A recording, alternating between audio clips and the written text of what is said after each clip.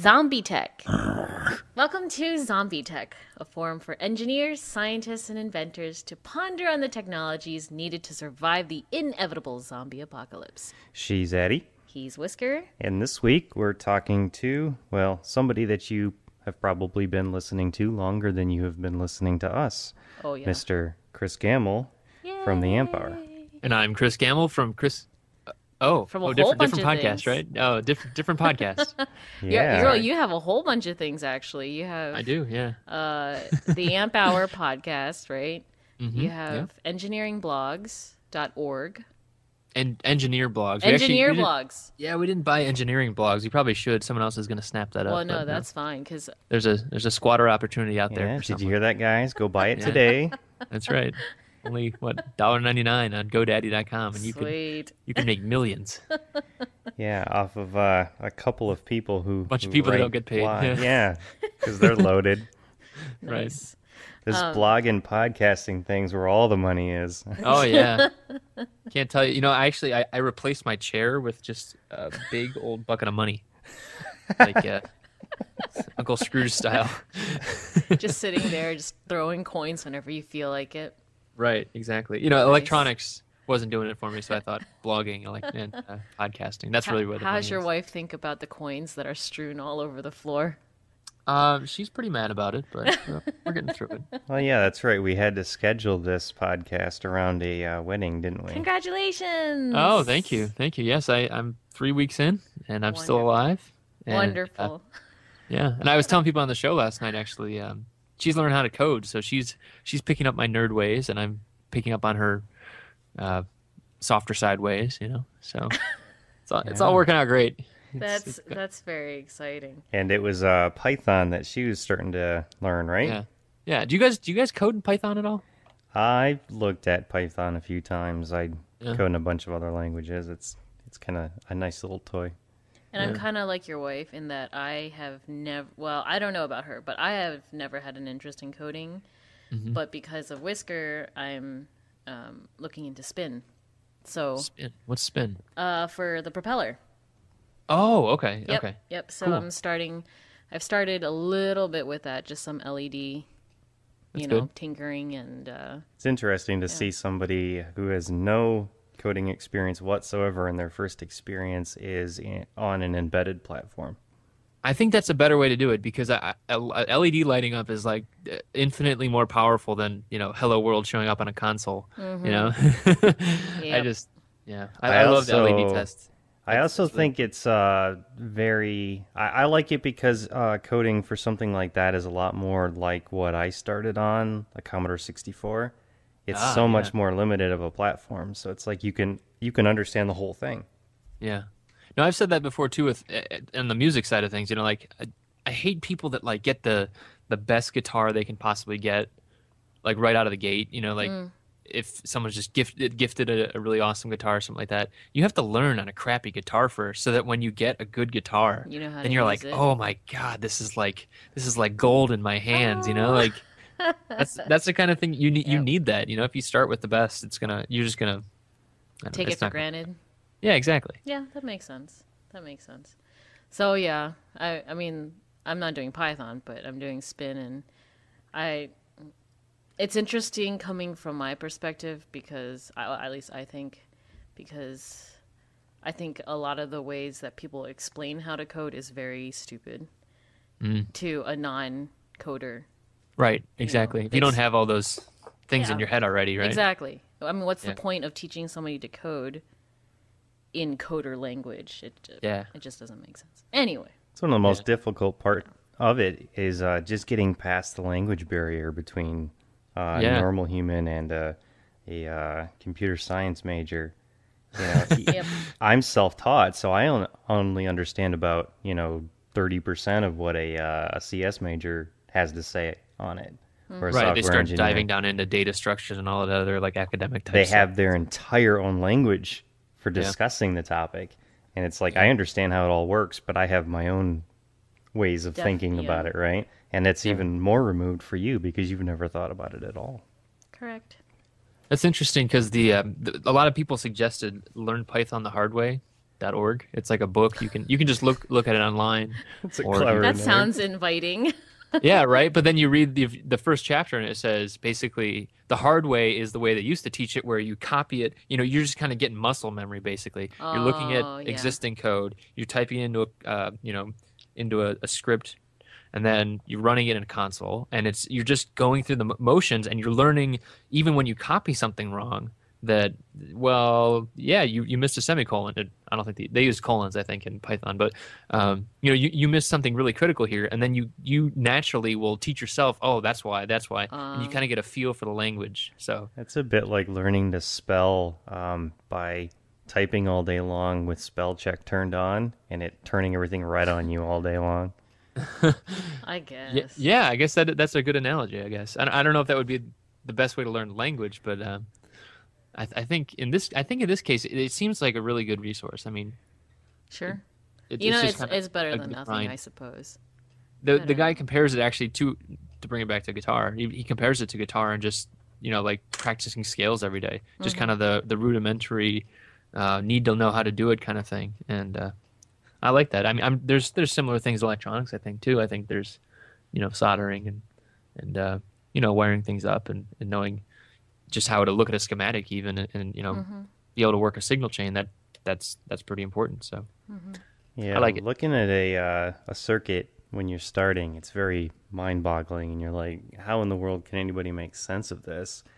But you look at them enough, and you're like, oh yeah, I understand what that cap sitting across those rails is doing. That's Exactly. obvious. Yeah, and you start to kind of zoom back almost. Like I work with a lot of op amps, and I remember You're the like first the time. op amp guy.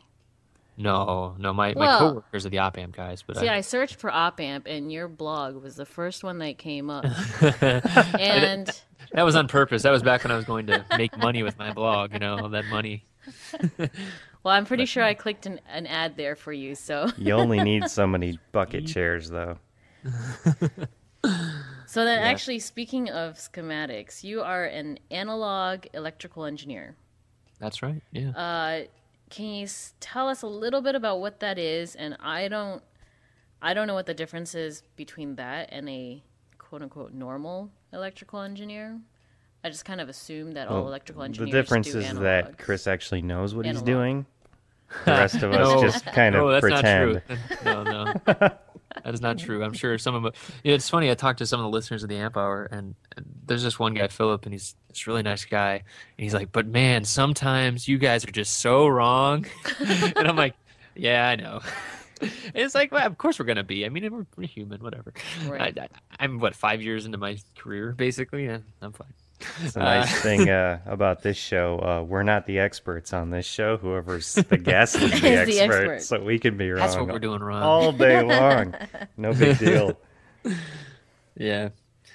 The analog side of things, I mean, I don't know. Electrical engineering is just such a big field. It's interesting to look at. I mean, especially like if you talk to like someone who's studying, like going back to school or in school and talking about electrical engineering, they could be anything from hundreds of kilovolts, doing power line stuff, or measuring picoamps, right? And you could be on any area there. It's just a really broad spectrum. So and then there's analog, digital. Usually RF is separated out.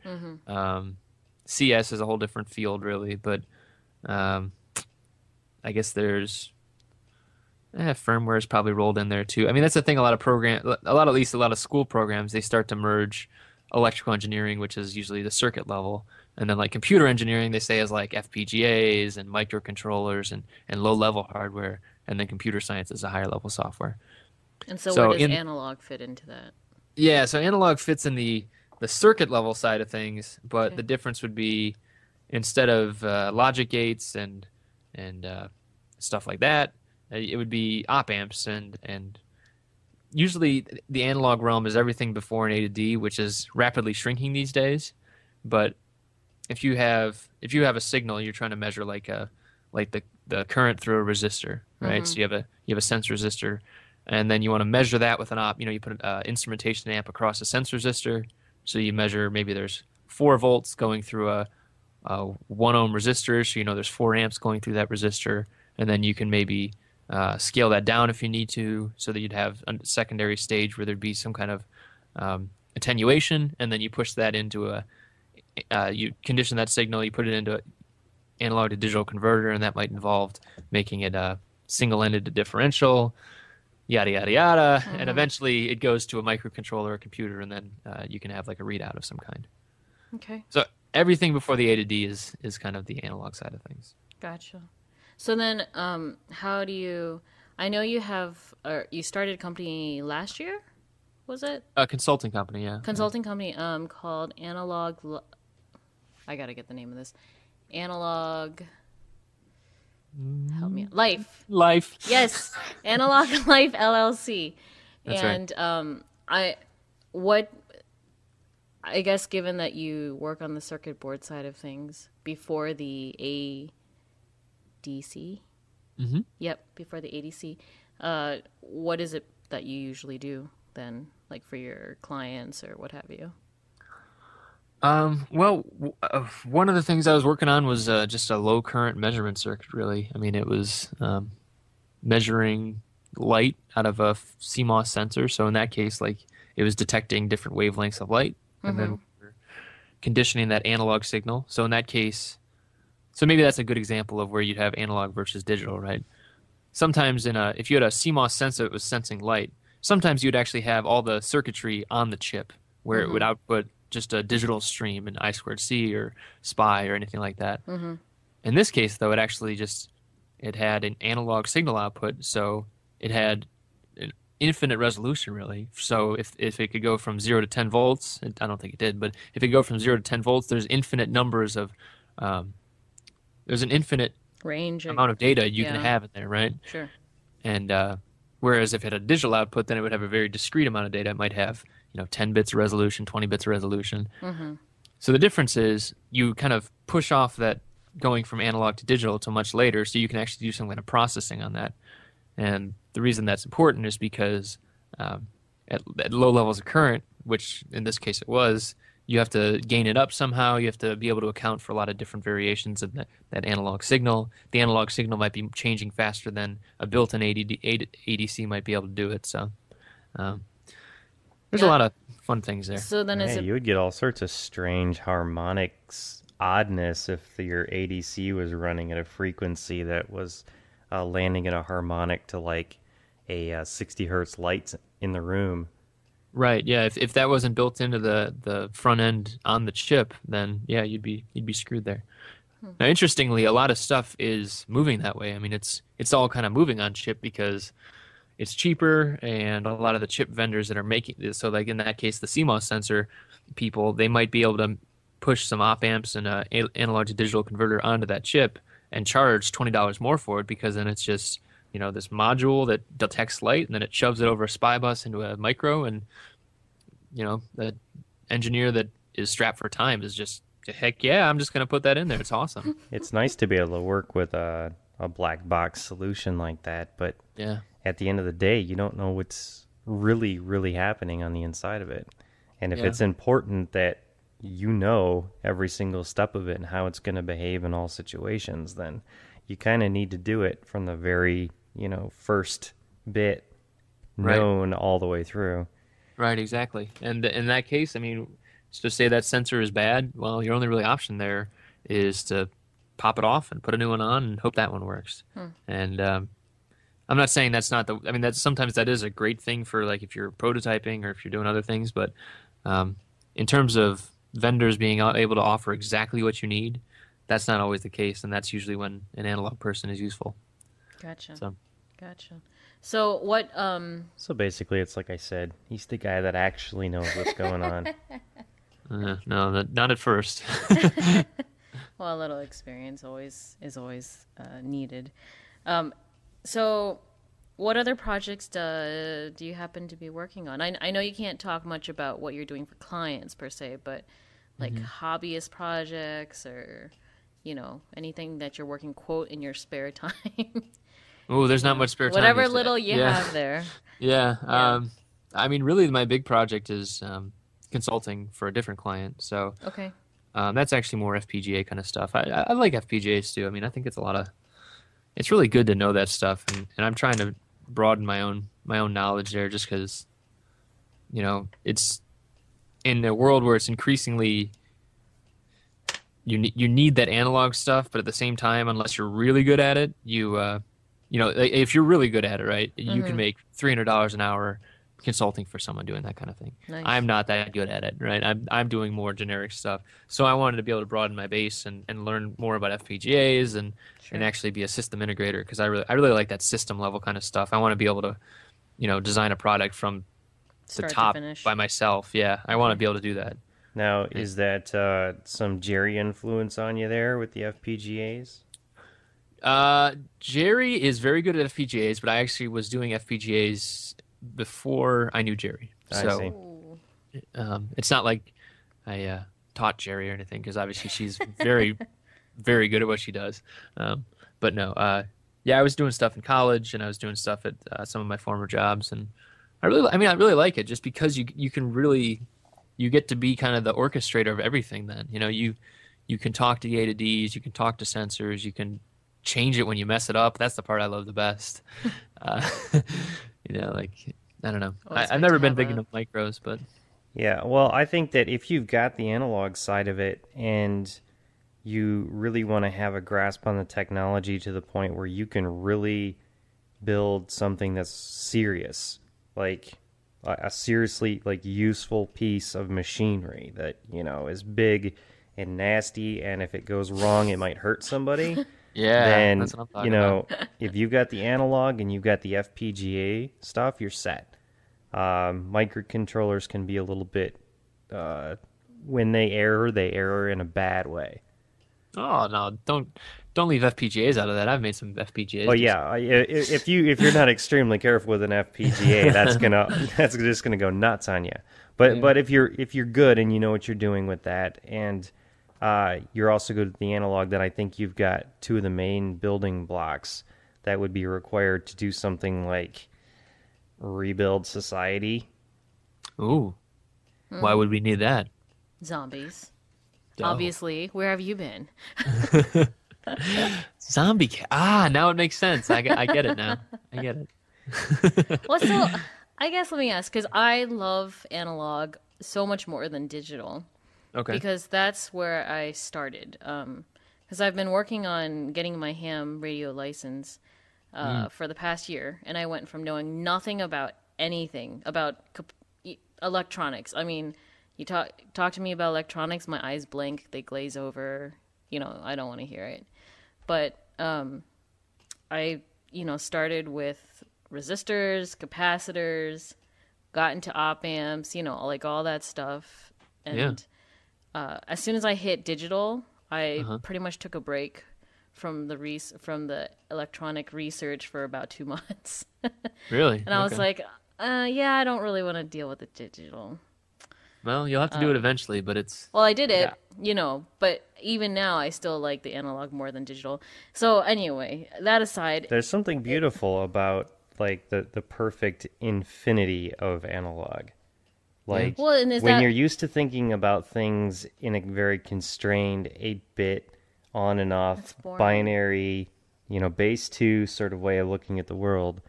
And, because this is where I started out when I was, digital. 7, 8 years old on a Commodore 64 or whatever. Yeah. And then I did the complete opposite of, the technology. I went from, programming in BASIC to programming in assembly language to working with microcontrollers to, designing analog circuits from scratch, right? Mm-hmm. I went completely backwards looking for my own roots. Yeah. And getting there, it's like I see the beauty of the analog now. It's like, because you're not restrained, there's an infinite resolution there. Mm-hmm. Right, which I fully understand why my tube guitar amp sounds better than my solid state one now. Like, I get it. My Hammond organ, I be careful with the tube thing around analog people. You'll get some wonky looks, but I think I understand what you're saying. Chris is making a wonky look right now. Oh yeah, it's totally. So in terms of like, is it? You made me lose my train of thought. Thanks, Whisker. Uh-huh.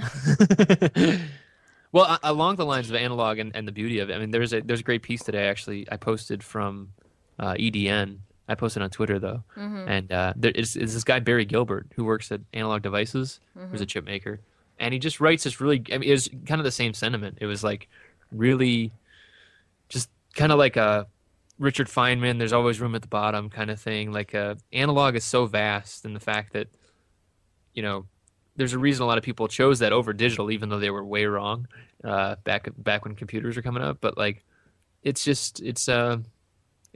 always going to be there. It's always an important, even if everything goes digital, you always got to get to the real world at some point. So yeah, there'll always be needs for analog people. And I always try to explain it to folks as there really isn't any such thing as digital. There's just really fast, really boring analog signals. Yeah, that's a good way to say it. Yeah.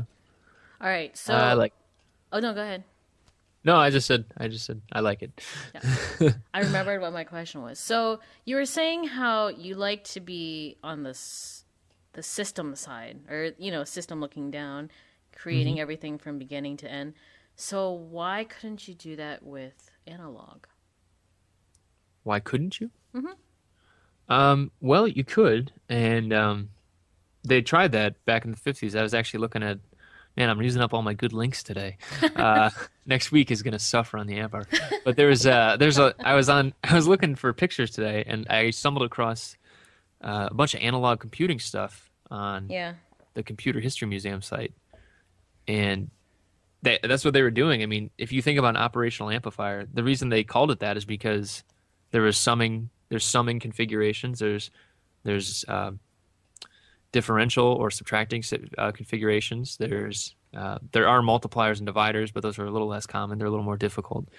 But like that is actually to do analog math. So before it wasn't, have a binary version of 2 added to a binary version of 2 and get a binary 4, right? It was 2 volts summed with 2 volts equals 4 volts. And it was crazy. I mean, like that's how they did it. So they were doing analog stuff, and even if you look at like cell phones when they started out, that was all analog stuff.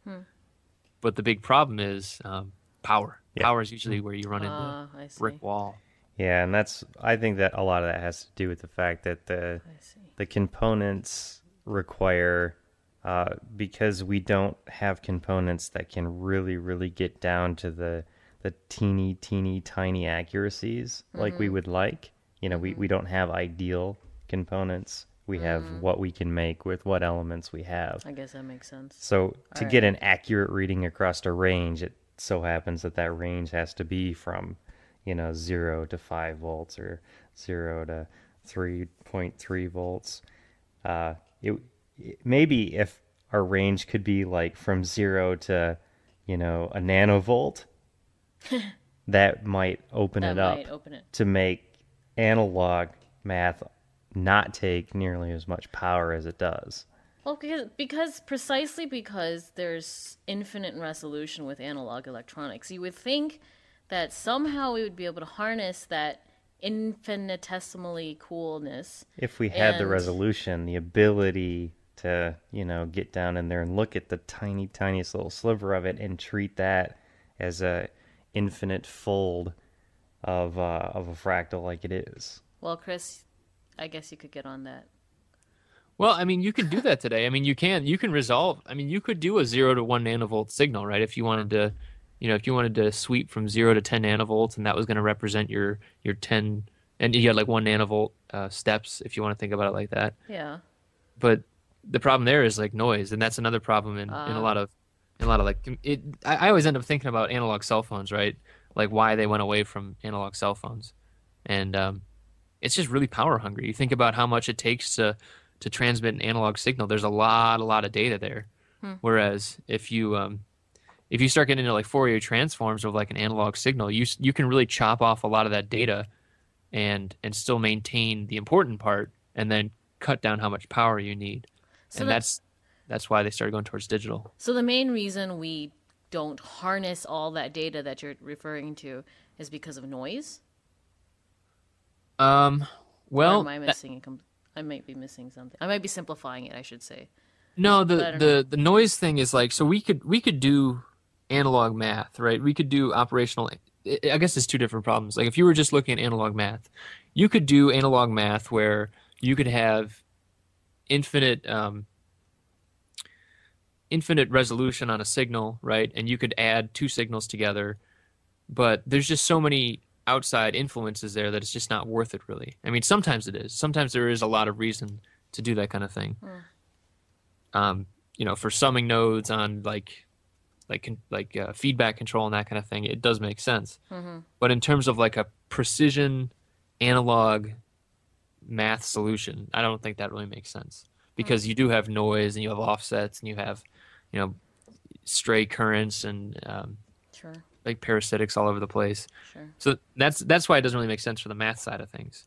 But for if you're looking at like communication and why we don't do analog communication as much anymore, that's a power thing. Because if you look at like how much power you need to transmit the entire spectrum for an what's the word? An uncorrupted signal, right? Yeah. Then it takes That's a a lot good way to more. put it. Yeah. Yeah, and it takes a lot more to get it clear and clean too. Right, through the So channel. Right, exactly. if you're encoding something through, say, ham bands into a digital format, it's basically gonna sound like you're talking to somebody through a good cell phone connection if you're using the digital. Whereas if you're using an analog, AM back and forth, you both have to be pushing a lot of watts out the tip of your antenna to be able to hear each other clearly. Right, Because, exactly. it's all about, getting that. What you push. Yeah. Yep. I think. And usually that's the trade-off too. I mean, you start trading off power for absoluteness of information because you are losing some data when you're going to a digital signal, but it's negligible these days. Sure. It's not that big a deal. Sure.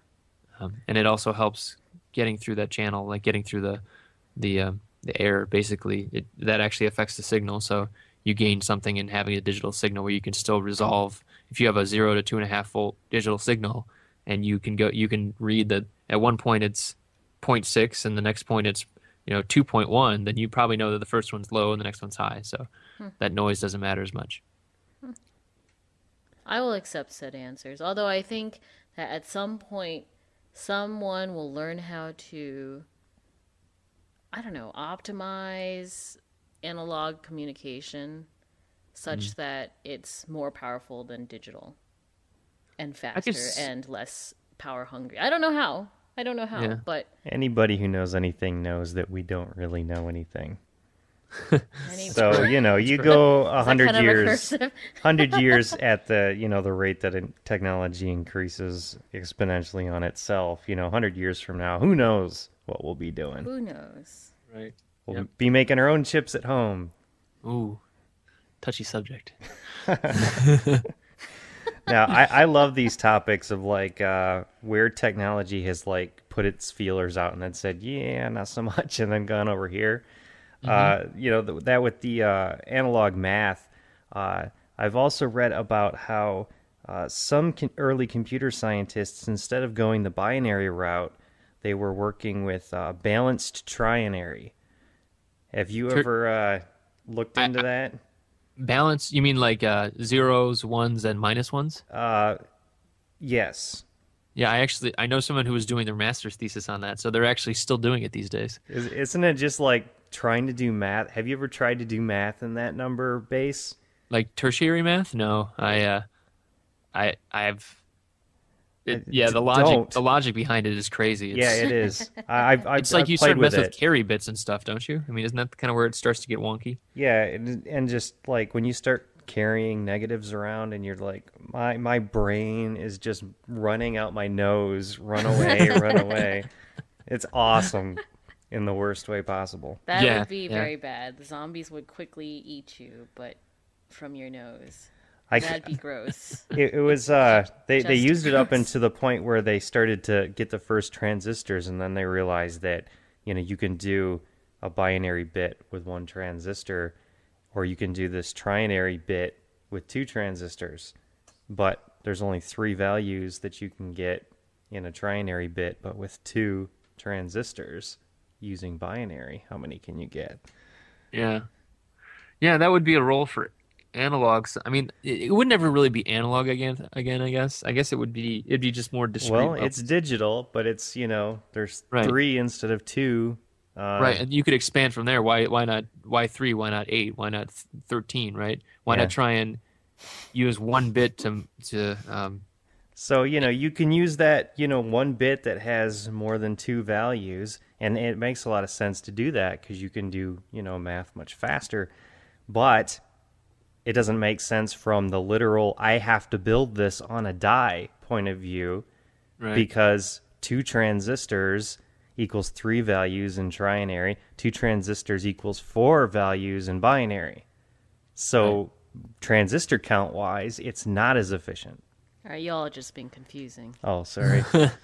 Well, actually, a good example, that actually does happen, like something with those discrete levels, that does happen, and it happens in a place I used to work at Samsung, and I used to make flash memory, and that's actually something they do. I don't know if you guys know how do you guys know how flash memory works at all? Somewhat, not in detail. Nope.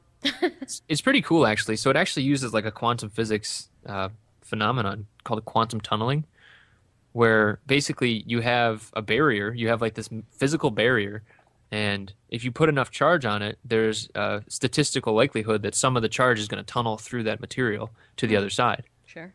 Pretty cool. And basically they use that they separate out this storage area away from, the regular, where the electrons are flowing, like a metallization or, a poly substrate or something like that. And what they do is when they want to store charge, they just kind of turn it on really high, and then they dump a bunch of charge through this barrier. And when the charge is in there, then they turn it off, and it just stays in there. And that's kind of the cool idea. You put it in there, and it stays in there, and then you can actually read it back without having to unload that little holding cell, if you want to think about it like that. It's kind of cool that it's readable. It is, yeah. And actually, that's why they say flash is like not, you can only get like 10,000 write cycles. It's because every time you do that tunneling, it actually destroys the barrier a little bit. Interesting. I always wondered why it was limited on how many times, and that makes a lot of sense, yeah. Yeah. And it actually breaks down eventually, and then it will just fail catastrophically, and it'll just blow that whole area away. But the cool thing is, they kind of have that analog. It's not analog; it's just multiple discrete levels, really.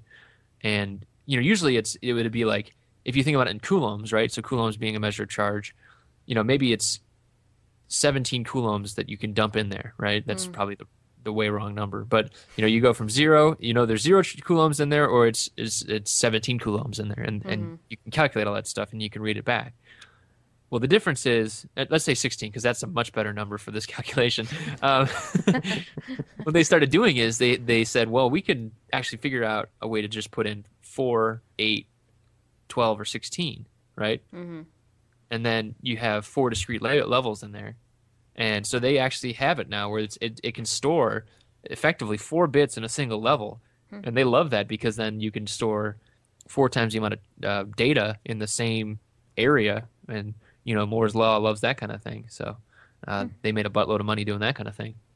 Interesting. But it's really cool. It's called MLC, multi-level charge, I believe, versus single level charge. Very cool. Well, it's cool that they can quasi-control it, I guess. Yeah. It's interesting. How difficult would it be to rebuild back up to that technology if you didn't have the like the current production stuff? Like if you wanted to cook flash memory back up again, how would you get back to that point? If you wanted to cook it up like after an apocalypse? Like from scratch, yeah. Oh. Well, it's kind of hard to think about, because it's like, if you ask me how I'd do it, I'd say, well, do it the way they're doing it now. It's like you figure they have the most efficient method of doing it, but it's not very efficient at all. I imagine their method relies greatly on scale, doesn't it? Today, yeah, it's very, very small scale stuff. Or scale, you mean like economies of scale? Well, economies of scale, and the fact that they have the machinery to do things at such a small scale, on such a large scale. Right. Yeah. I mean, so I guess if you're going from caveman to 16 gigabyte flash, that's kind of the idea you're going for here, right? Yeah, I'm just wondering. I mean, it's a cool storage medium, and one of the things that we haven't talked about yet on this show is we've talked about rebuilding computers, we've talked about rebuilding energy, power grids, all of that kind of stuff. How do you grow food, whatever? But we haven't talked about a good way to build your own new storage stuff. So this is actually interesting to me. Yeah, I mean, even if you look at hard drives today, like getting back to that point would be extremely difficult. So 10,000 years down the road, say today, zombies attack, because that's the premise here, right? And we lose. It's the truth. It's the truth. Okay. Shoot. Shoot the zombies. That is correct. That was another thing I was going to mention. I did learn how to shoot this weekend, but we can come back to that. Awesome. We got turret guns. Oh, nice. We'll have you set. But continue before I make you forget your train of thought. I really don't know how you'd get back to that point. I mean, I guess you'd have to build back up. I mean, it's a very complex device, but really, I'm not going to be stingy here either. It doesn't have to be flash. What do you think would be a good storage medium if you had to, start from nothing? Well, I do like the idea of the memristors. We were talking about that on the show last night. I mean, I love the idea of it, and that's poised to replace flash. Yeah, and I like the ideas that are coming out of HP. Yeah, well, that side of HP is the good side, but yeah, the rest of it's kind of in the toilet, but. That's a different show. That's their nest egg. Yeah, I don't know how I do it though, because I was reading about silicon today, and it's like silicon really it's just so abundant. Like it makes so much sense from a raw elemental standpoint of if we were starting from scratch today, you'd look around and you'd say, well, maybe we should make things out of carbon or out of silicon, or I don't know, but silicon would probably come out on top, I think, just because it's everywhere. It's sand, if people don't know. I mean, like that's what sand is. It's silicon dioxide, right? Now getting it refined, that's another story. Right, exactly. Getting to that point where you have 99.99999% purity. Yeah, you're not going to be doing that with a fire. Like, they can hardly do that in Japan. I mean, like it's hard. It's a hard thing to do, and then the economies of scale, like you mentioned, Whisker. It's just getting back to that point where you can make a 300 millimeter wafer, or now like 450, like they're talking about, which is 18 inches across. That's an extra large pizza, and all the processing equipment you need, and all the photolithography, and all that other stuff. It's just, it would be very difficult. So, I guess I would start with. If you could do memristors, that'd be cool. That's a pretty fancy material, though. That's like titanium dioxide. Yeah, they can barely make that stuff now with the the most advanced research equipment available. So I don't know how viable that's going to be. Right. If you're going large scale, maybe if you were, because they're trying to scale it down to a really repeatable, really economical standard now, right? Because they're already competing with flash with memristors. Excuse me, but yeah, it's. I guess I would start with memristors if I could. That might just be fresh on my mind. I think after that, though, if you could have some kind of, you could do ferromagnetic. So you could, and that's how they used to do memory. That was, but that's going to be, you could fill up an entire house with ferromagnetic memory at the size that you'd be able to carve it out with, and you'd be storing a solid text file, right? I mean, like maybe 1-2 pages of text, maybe. Hello world. Yeah, great. Just about. I mean, you think about how just the amount of data today, it's just we've gotten very accustomed to it, with right. high-level programming and everything else. Right. So, if you were trying to go really small, though, I mean, I think the future today, and the future maybe in the future even, would be, like a biological organic transistor and having some kind of storage element there. But again, that having just a transistor doesn't matter much. You could do like a DRAM where you store information on a capacitor, right? You could create a bio capacitor really with like a electrolyte and two conductive gates. But then you have all the problems you have with DRAM. You have to keep it charged, and you have to sense the voltage on it, and then refresh it, and all that other junk. So, to answer your question, I have no idea. Questions like this, paper and pencil. Questions like this never ever have a really good answer. But they do always open up a flashlight on various aspects of things that we all take for granted for granted every single day. The fact that we have this very easy access to all of these chemicals and raw materials that are not easy to get. Oh no. They take energy to get. You know, and if it's just a small group of people trying to do something from nothing, it's out of the question. You can't get that stuff because you simply don't have enough potential energy and work power to be able to harvest everything that you would need to do it. Right. Yeah, that's interesting. Which brings me over to the Open Ecology project. Those guys are working on some stuff to try to make it so that small groups of people can build up a base. And not necessarily just for the zombie apocalypse, but also for lower income areas that might have access to raw materials, but not necessarily refined machines. Which I'm in love with that project. I think it's great. Yeah, I think it's a wonderful thing, and I think it's great that somebody has gone out of their way to recognize that the problem in a lot of places isn't necessarily that there aren't materials, that there aren't resources, but the problem is that the people who are sitting on those resources have no way to get them, no way to refine them, no way to turn them into the things that they need. Yeah. Yeah, it's I thought about that project and how I might be able to contribute to it. And I think one of the key pieces that they're missing is they have a lot of Arduinos, they have a lot of high level control like that because it's cheap, it's accessible right now. But I think at a gradual stepping back actually from a microcontroller based control unit to maybe like a multi logic level gate, discrete logic controller, something like that. Make it simpler, make it replaceable parts easily. Because right now, AT Mega 328, right? The stuff in an Arduino, right? Yeah. They have a lot of trouble getting those right now, and there's only been like 360,000 units sold on those, right? Right, exactly. And so there's no real buying power. There's no guarantee of the parts being there tomorrow. Build it with 555s, man.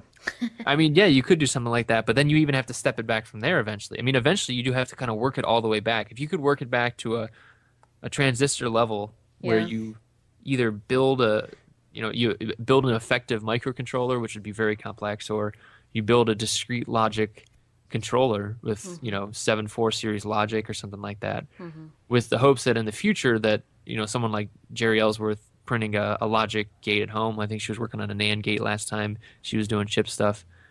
And then eventually that does become a reality where you could make your own stuff at home even.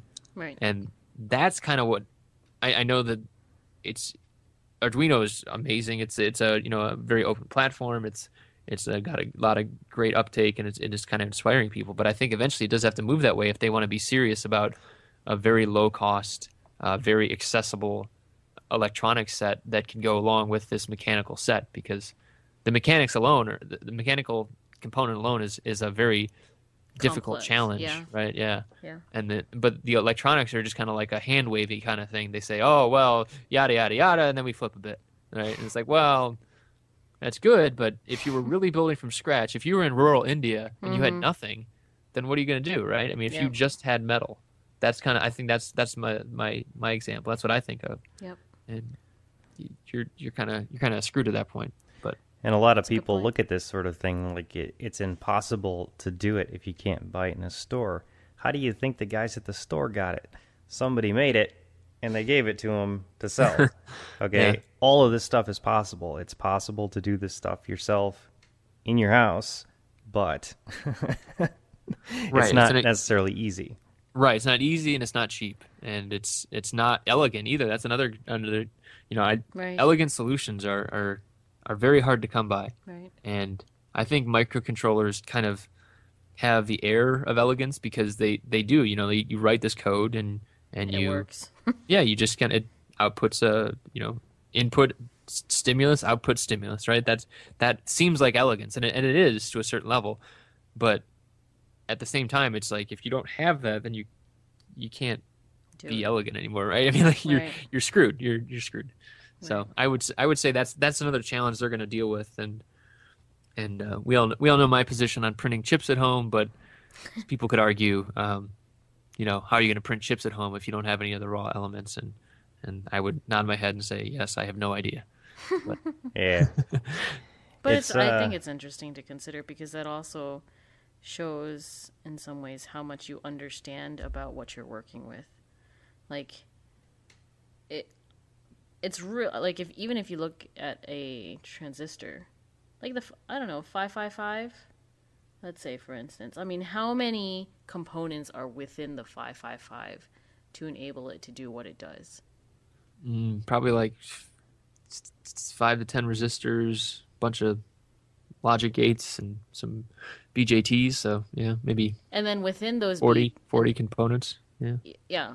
I mean, 40 components for this one chip. Like. Yeah, if you want to break it down to transistors, right? Yeah, right. And then making one transistor is hard. So. And that makes it. I don't know, like, because I love schematic. It would be kind of fun to build a 555 from go for discrete it, components. Yeah, actually, some people did that during the contest. Some people did build them up. So yeah, that's awesome. And it's so much more fun because then you kind of get just that much more of an understanding of how it works. You see where the signals are. You see what they're being influenced by, kind of, to the best that we can understand it. And I don't know, like, I think when you understand more, you can utilize it more. Like, you can do more. Yes, I think the reason why a lot of us feel that way, Eddie, is because we're living in a period where the curve of technology advancing is moving faster than our generations are going. So even within any of our lifetimes, technology is completely different, from life stage to life stage. So it's very easy at any given moment to think, okay, we're no longer rooted to the way it used to be. This is how it is. This is how it's always going to be until next week when it's different. Then this is how it is. This is how it's going to be. And we've lost connection with that root, that seed that allows everything else to grow up from it. And those of us who are actually like aware and interested and engaged inevitably seem to go down this rabbit hole looking for the root. Yeah, it's interesting. If you talk to some old timers too, a lot of them who are working in like the embedded world too, and I completely agree with them. They grew up working on hardware, and then they usually migrated into working at software and even assembly level or moving higher into C. They know how compilers are working because they had worked with the compiler, or they had worked in assembly before they were working in C, or before they were working in assembly, they were working with discrete logic. So these guys have that experience behind them. They know how computers are built. They know how circuits are built, and yeah, you're right. When people come in with this assumption of, oh well, it just works below the decks, right? You need to dive down into those decks to actually learn it. But I'm not sure if there's really a push to do so these days until, some kind of stimulus, which I'm not sure what kind of stimulus there could be. Zombies gnawing on your brain will be stimulus. Patty has the answer. That would be she does have zombie on the brain, I gotta say. Yeah. Brains.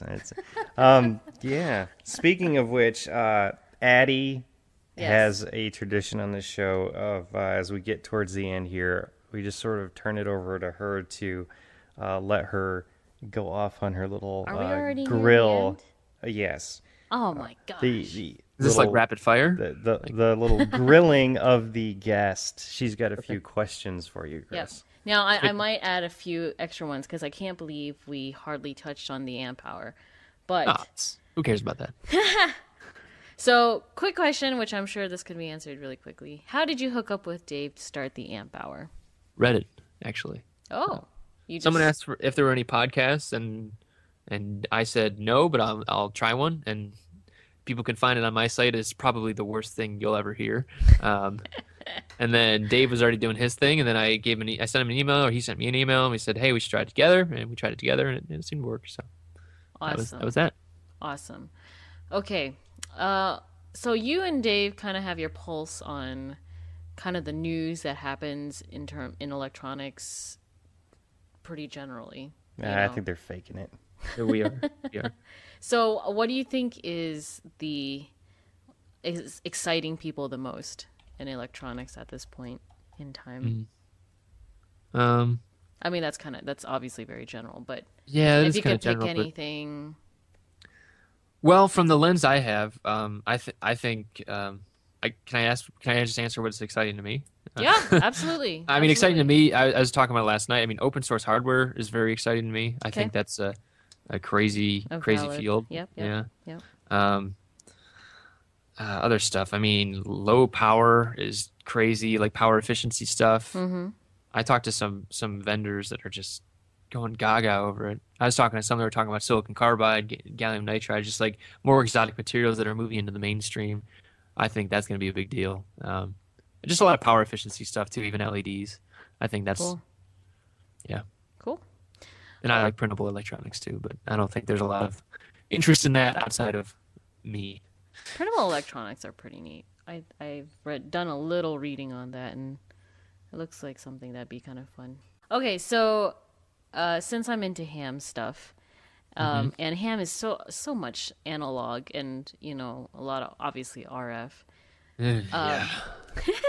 My RF knowledge is weak. It's actually not that bad. It really isn't. It's just. Well, if you're good at analog circuits, then you're going to be natural at any of that kind of stuff. I keep hearing that, but I haven't done enough yet to really. So why not? Why? That was the question. Why haven't I done it yet? Mm-hmm. Well, I didn't do when I was younger because I didn't really have any. I didn't really get into electronics till I was in college. And so usually a lot of people get into ham because they have a mentor, a dad or something. Yeah, a dad or an uncle or just a friendly neighbor. Sure. Yeah. So there was that, and then why hadn't I gotten into it in the meantime? I mean, that's the thing. That's one of the problems with ham is the mentoring system is so good. It is just so incredibly strong. The Elmers are so that's such a strong culture. Yeah. But it's just how do you get people involved initially? And there's nothing there. I mean, it's getting a little better. I really like that Leo Laporte's got that Ham Nation show now. Mm-hmm. Yeah. I don't know if you guys watched that. Yeah, with Bob Heil and Gordon Moore. Gordon West, yeah. Yep. Gordon West, is that it? I thought it was, yeah. Oh, no, Gordon Moore is the guy from Moore's Law, right? Yeah, we're familiar. Right. And that, it's great. I mean, it really is. And, having some kind of mainstream interest and people really take to the hobby once they get into it. Right. Why I haven't done it yet? Well, there's mostly just trying to sleep at some point in my life. And that's for the week. It is. You got to be pretty. I can understand that. Can't have been out of school too long, right? Me? Yeah. I've been out since 2006. Okay, so a couple years. 5 years. And fiancé to marriage and starting a business and all that. I'm sure you've been pretty busy. Yeah, to be honest, when I was working at Samsung, there was no circuits there. I mean, I was in a fab. I was a process engineer, so that was I made a very conscious decision to try and get back into electronics when I moved back to Cleveland, and I made the move only because of that. So, and I'm really glad I did. I mean, I wouldn't be doing anything I'm doing today if I had to move back here. So, go Cleveland. Buckeye State. That's right. Yeah. Okay, so these are now my actual questions. Oh, now we're to the actual questions. I see. Now we're actually to the. Before it was practice questions. It was just practice, just warming you up. All right, zombie apocalypse. What 3 tools would you take to your zombie apocalypse bunker? Mm. Um, I should have thought of this beforehand, huh? No 'Cause worries. you asked this in all your zombie tech Mm-hmm. episodes. But that's okay. I would bring. Oh, see, that's the thing. Everything you bring would need some kind of material resource or some kind of raw material, right? Yeah, Well, just Jeremy try. Blum last week, 2 weeks ago, was talking about bringing his MakerBot and filling it with boxes of seeds of genetically engineered corn that he could use to make corn-based plastics that he could use to make That's not bad. stuff for his MakerBot to make stuff with that he could use to make pots to grow his corn in that he, just Right. around and around. It's like, Yeah, brilliant little that's pretty bastard. good. Those Cornell kids, they're pretty smart. So I guess you're not some going to kind of top weapon, Jeremy, I guess. So you I know. probably need some kind of weapon, like a gun. Yeah. And I And you I had learned the how to shoot a shotgun. That's last week, right. and That's right. That was fun. No ricocheted shots embedded in your skin or anything like that? Was that your I did- first time shooting? I had never shot a gun before. And, Aren't you Midwesterner? I no, I'm a suburbanite. Uh, But my wife grew up on a farm, Right, and her right. family has lots of guns. cool. And so, really, if there was really a zombie apocalypse, we're going to her farm. I mean, that's the real thing. They've got Fair. guns, they've got food, they've got Fair enough. not many neighbors. That's a good call. Yeah, so that's always been the plan. We've actually talked about that in a world crisis situation. That would be our That's our, your uh, go-to. Fall Yeah. shelter, fallback shelter. yeah. Very nice. You know, I wish we there's lots had a of places place like to walk, that. and there's there's cows, and it's so picturesque. As long as the cows aren't trying to eat your brains. Yeah. You guys and the brain eating. I don't know. That's awesome. That's right. So a gun. A gun. Yep. Big bag of gummy bears. Excellent. And a case of Great Lakes beer. Have you guys ever had Great Lakes beer before? I have not. Oh, it's great. It's the Cleveland beer. It's they've got a bunch of great ones. My favorite is Edmund Fitzgerald. It's a porter based on a ship that's sunk in the middle of Lake Erie. And it's a delicious beer. Whisker's I've heard of that nodding and ship. Smiling. Being a Michigander and all. Oh yeah, Michigan's got a lot of great breweries too. So Yeah. I'm a big And fan. here in Minnesota as well.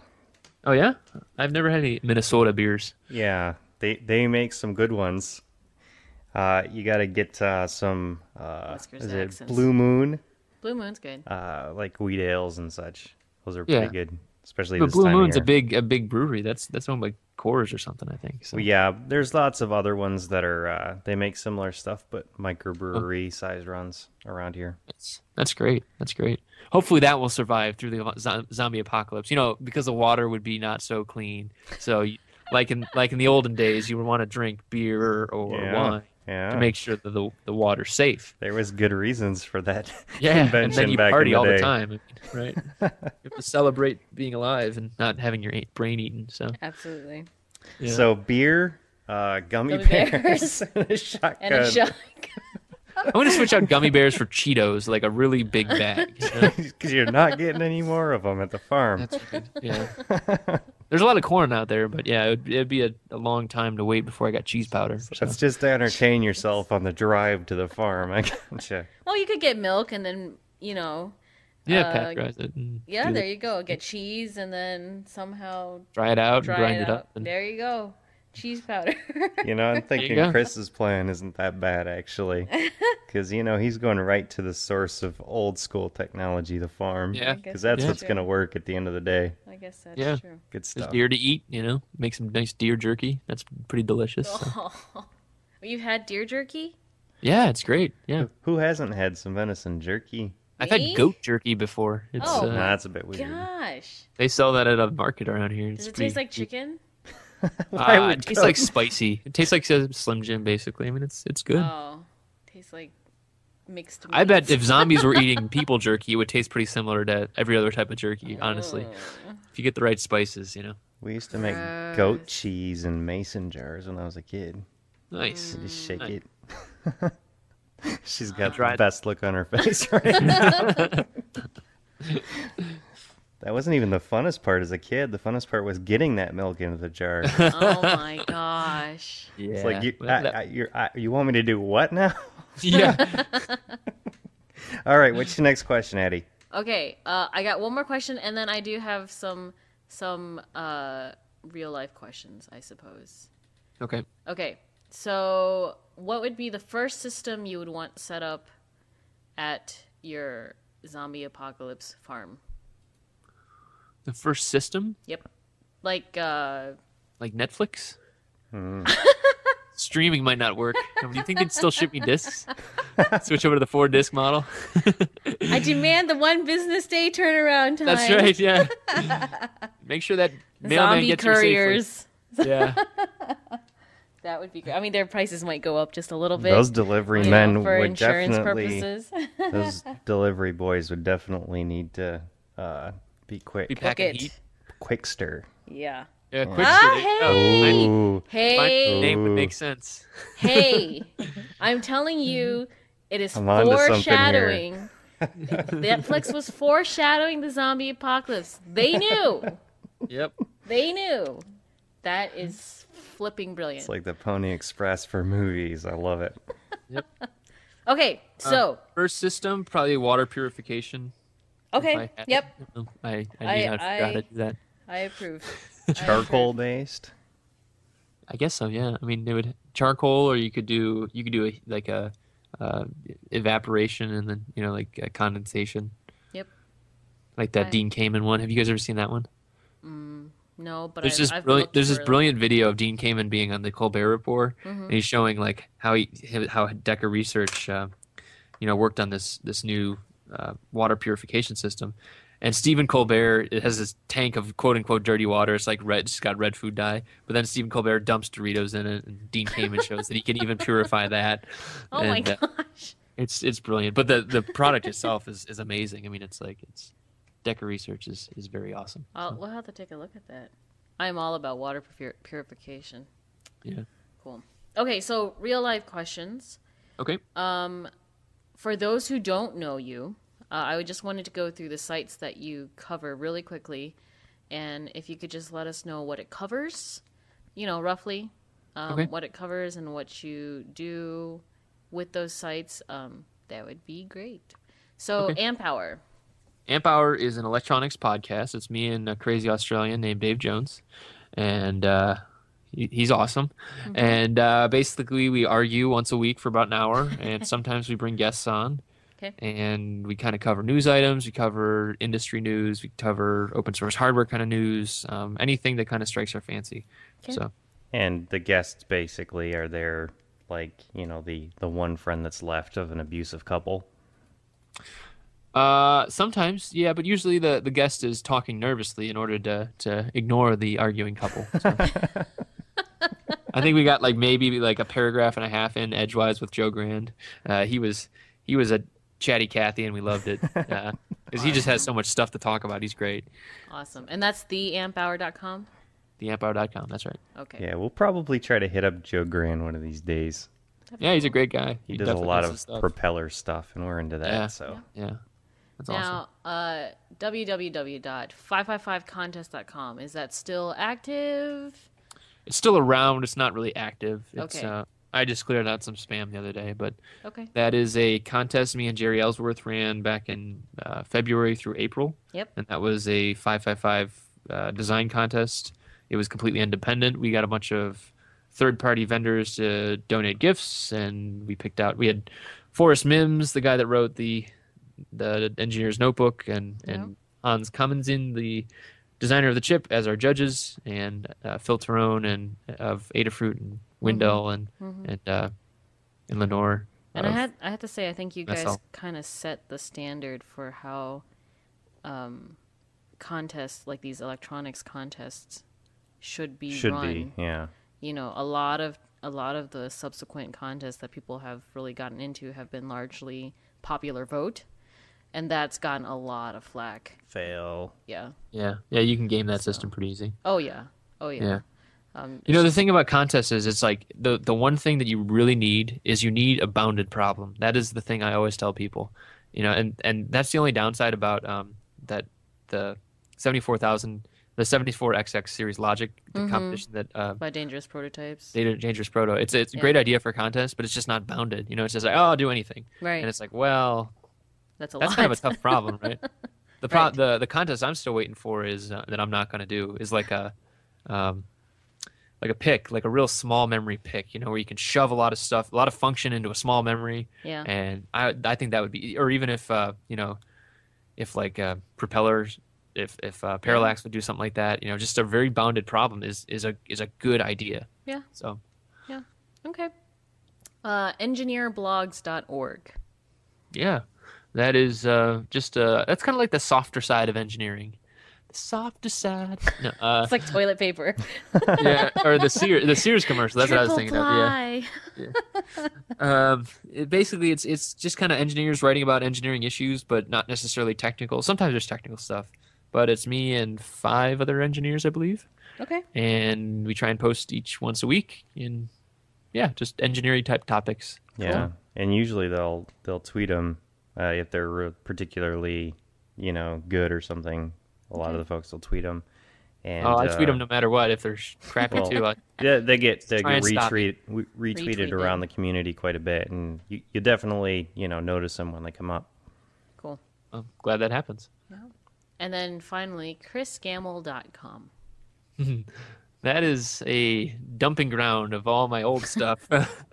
I kind of stopped working on that when I did engineer blogs because the amount of work it takes, but that's a lot of the old articles. That's where I started, and that's where I started writing, and it's fun. It's a lot of old art. That's where Addie, you said you saw the op amp articles. I did some technical stuff like that. Yep. Just trying to bring it to a easily recognizable level, and there's some fun stuff on there, but mostly it's elsewhere these days. So I'm hoping to come back to that eventually. Gotcha. Oh, and you know what? I almost forgot.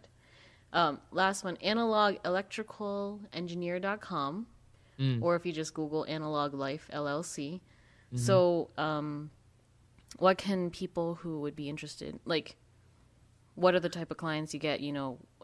What type of people do you serve? Do you work locally? Can you do consulting over the net?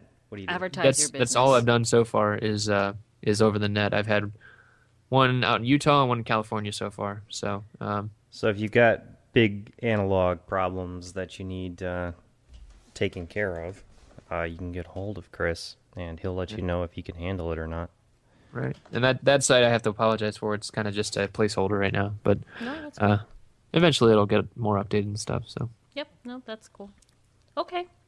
So I think those are my quick questions, and I think you can be found on Twitter at Chris_Gammell. That's right. Yep. Gammell. That's right. 2 M's, 2 L's. That's cool. It gets spelled wrong a lot, so. All right. I'm used to it. I think that pretty much wraps up our hour. So yeah, that flew by, huh? Yeah. Yeah. Thanks for joining us this week, Chris. Yeah, it was my pleasure. Thanks for having me. Yeah. That was one of the fastest hours yet. All right. We'll see you all next Thursday. Yep. Bye. Bye.